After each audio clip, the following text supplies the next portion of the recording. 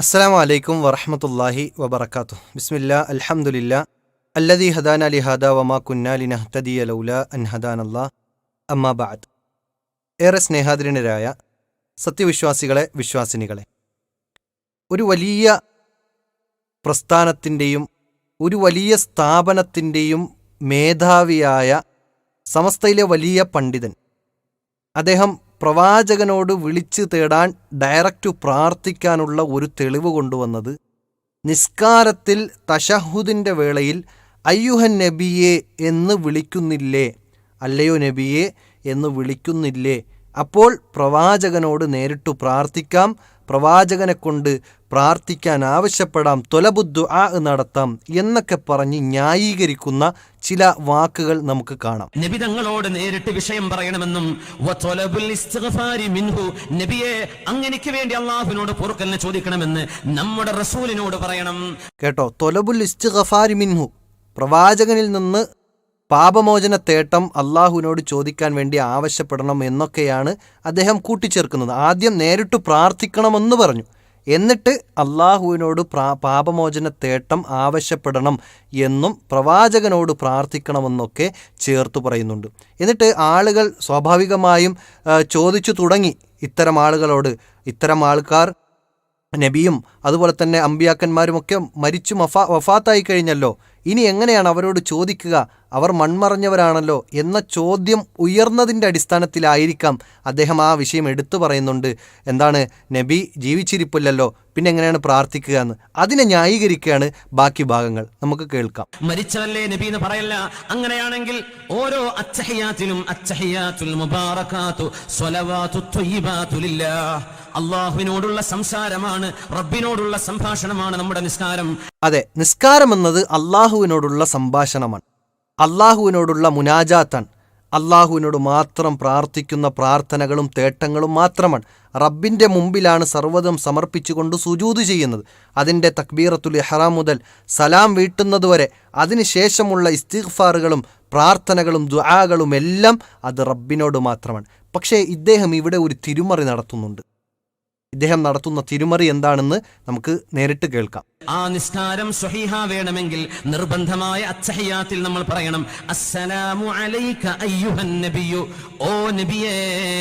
ജീവിച്ചിരിപ്പുള്ള നമ്മുടെ മുമ്പിലുള്ള ഒരാളോട് പറയുന്ന പ്രയോഗമല്ലേ അത്, അസ്സലാമു അലൈക അയ്യുഹൻ നബിയു. ചമ്മാട് നിന്ന് ദുആ ചെയ്താലും, അമേരിക്കയിൽ നിന്ന് നിസ്കരിക്കുകയാണെങ്കിലും, ചമ്മാട് നിന്ന് നിസ്കരിക്കുകയാണെങ്കിലും, ഇനി ചൈനയിൽ പോയി നിസ്കരിക്കുകയാണെങ്കിലും, ഒരു മുഅ്മിനിന് ഒഴിച്ചുകൂടാൻ പറ്റാത്ത അത്തഹിയാത്തിന്റെ വാക്കുകളിൽ അള്ളാഹുവിനോട് മാത്രം അഭിസംബോധന ചെയ്യുന്ന നിസ്കാരത്തിൽ നബി തങ്ങളോട് അഭിസംബോധന ചെയ്തില്ലെങ്കിൽ നിസ്കാരം ബാത്തിലാകും, അല്ലേ? ശരിയാണ്. നിസ്കാരത്തിൽ തശഹുദ് പറയണം, അസ്സലാത്തു അയ്യുഹൻ നബി എന്ന് പറയണം. നബിയെ എന്ന് വിളിച്ചു പ്രാർത്ഥിക്കാനല്ല ഇവിടെ പ്രവാചകൻ പഠിപ്പിച്ചത്. നിസ്കാരം ആരാ പഠിപ്പിച്ചു തന്നത്? ആ പ്രവാചകനാണ്. മുഹമ്മദ് മുസ്തഫ സല്ലല്ലാഹു അലൈഹി വസല്ലമയാണ് നിസ്കാരം പഠിപ്പിച്ചു തന്നിട്ടുള്ളത്. ആ നിസ്കാരത്തിൽ ഇത് പറയണമെന്ന് പഠിപ്പിച്ചു തന്നതും പ്രവാചകൻ സല്ലല്ലാഹു അലൈഹി വസല്ലമയാണ്.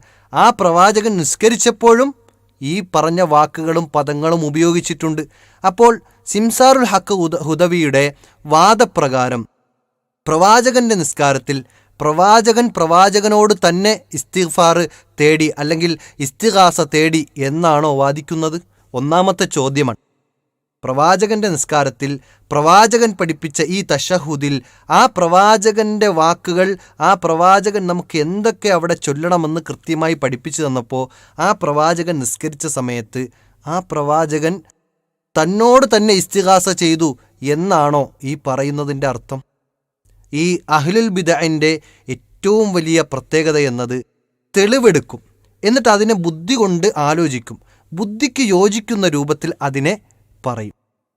സലഫുകൾ പറയാറുണ്ട്, യഅ്തഖിദൂന സുമ്മ യസ്തദില്ലൂൻ, ആദ്യം ബുദ്ധി കൊണ്ട് ചിന്തിക്കും, അതിനുശേഷം അതിന് തെളിവുണ്ടാക്കാൻ വേണ്ടി പരിശ്രമിക്കും. ഇതാണ് അഹ്ലുൽ ബിദ്അത്തിന്റെ പുത്തൻ ആശയക്കാരുടെ ഒരു അടിസ്ഥാന നിയമം. എന്നാൽ അഹ്ലുസുന്നത്തിന്റെ രൂപം എങ്ങനെയാണ്? യസ്തദില്ലൂൻ സുമ്മ യഅ്തഖിദൂൻ, ആദ്യം തെളിവ് കൊണ്ടുവരും, എന്നിട്ട് അതിനെ വിശ്വസിക്കും, അതിനെ ബുദ്ധി കൊണ്ട് അത് അംഗീകരിക്കും. അതാണ് അഹ്ലുസുന്നത്തിൻ്റെ ഒരു രീതിശാസ്ത്രം.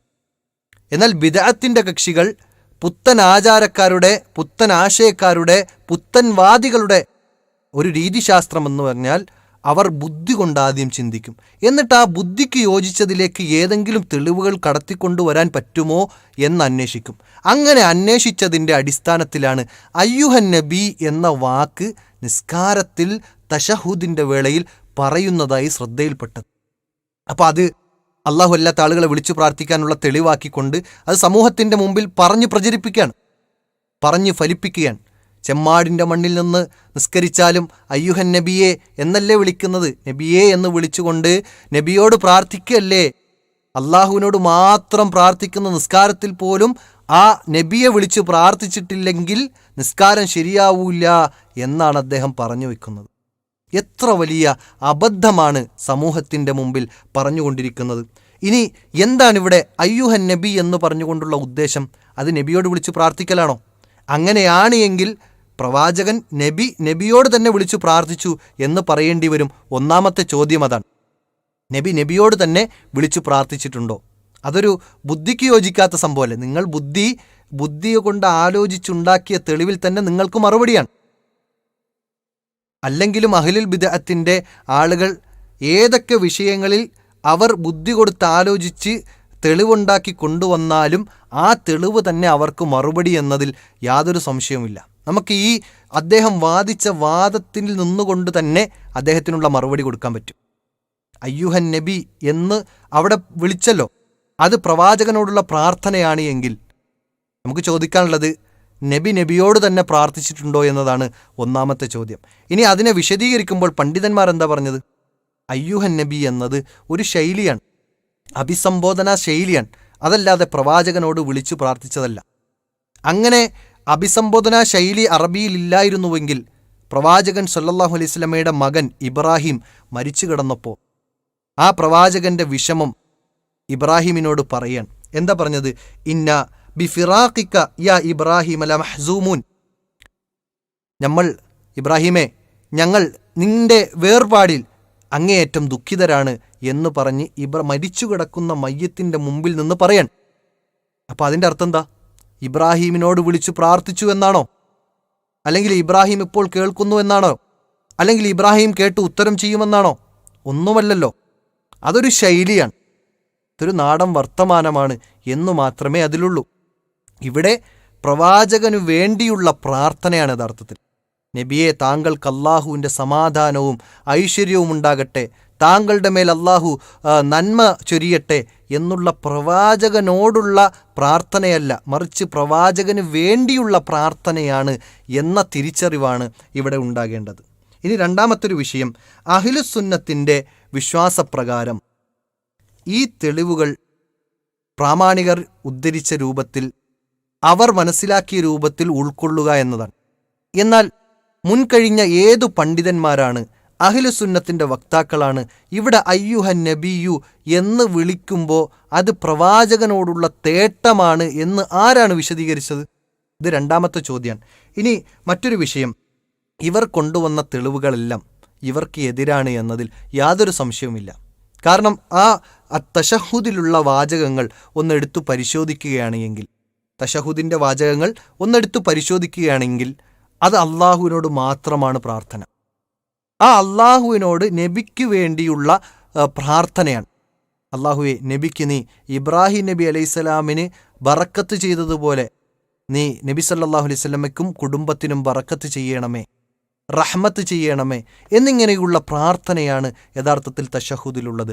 അതുകൊണ്ട് എൻ്റെ വിശ്വാസി സമൂഹം, അവരോട് എനിക്ക് പറയാനുള്ളത്, ഒരിക്കലും പ്രമാണങ്ങളെ വളച്ചൊടിക്കുന്ന ആളുകൾക്ക് പിന്നാലെയല്ല പോകേണ്ടത്. പ്രമാണങ്ങൾ കൃത്യമായി സലഫുകൾ വിശദീകരിച്ച മാർഗത്തിൽ നിലകൊണ്ടുകൊണ്ട് ഇത്തരത്തിൽ എന്തെങ്കിലും വളച്ചൊടിക്കലുകളും തിരിമറികൾ നടത്തിക്കൊണ്ടും ഇസ്ലാമിലില്ലാത്ത ആദർശത്തിലേക്ക് ഒരു ആയത്തോ ഒരു ഹദീസോ വളച്ചൊടിച്ചുകൊണ്ട് കൊണ്ടുവരികയാണെങ്കിൽ കൃത്യമായി അതിനെ പഠിക്കാൻ തയ്യാറാകണം.